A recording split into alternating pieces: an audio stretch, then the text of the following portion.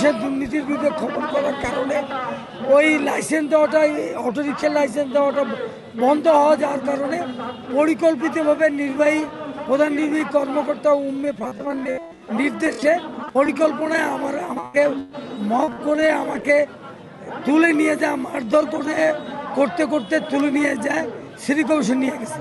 যারা এই ঘটনার সঙ্গে জড়িত, আমি এ ব্যাপারে মামলা করেছি। সেই মামলায় তাদেরকে গ্রেপ্তার করার জন্য এখনও গ্রেপ্তার করা হয়নি। আমি মনে করি যে পুলিশের দ্রুত সময় যদি গ্রেপ্তার না করে, সাংবাদিকদের কোনো নিরাপত্তা থাকবে না। এবং আমি যদি কোনো অপরাধ করে থাকি তাহলে আমার বিরুদ্ধে ব্যবস্থা নেই। আর যদি আমি অপরাধ করে না থাকি, যারা ঘটনা করে তাদেরকে কেন গ্রেপ্তার করবে না? আমি এই মানববন্ধন থেকে অবিলম্বে তাদের গ্রেপ্তারের দাবি জানাচ্ছি। গতকালকে আমরা দেখেছি শুধুমাত্র দুর্নীতির বিরুদ্ধে নিউজ প্রকাশের কারণে একজন প্রবীণ সাংবাদিককে মব সৃষ্টি করে টানতে টানতে তুলে আনা হয়েছে রংপুর সিটি কর্পোরেশনে, এবং সেখানে তার উপর নির্যাতন করা হয়েছে, হামলা করা হয়েছে, মারধর করা হয়েছে। এবং আমরা বলতে চাই, এই যে মারধর করা হলো এবং রংপুর সিটি কর্পোরেশনের প্রধান নির্বাহীর কাছে তাকে আসলে ক্ষমা চাইতে বাধ্য করা হলো। আমরা 24 ঘন্টা সময় দিয়েছিলাম, এখন পর্যন্ত কোনো পদক্ষেপ নেওয়া হয়নি। যদি দ্রুত এই দোষীদের বিরুদ্ধে ব্যবস্থা নেওয়া না হয়, আমরা আরও কঠোর আন্দোলনে যাব।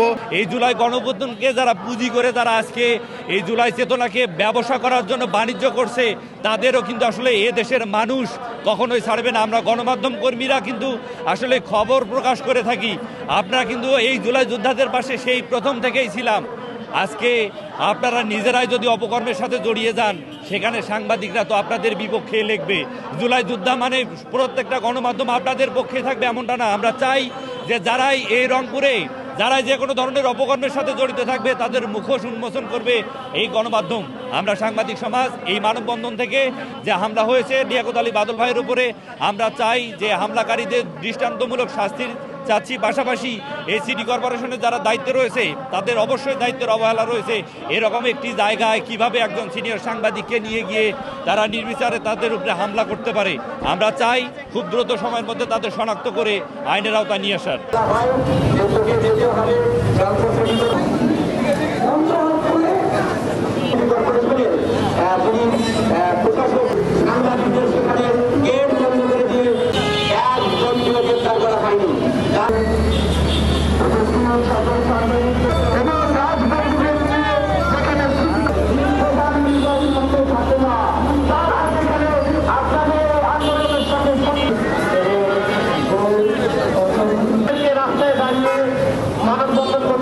লাইনে না দাঁড়িয়ে অনেক আমাদের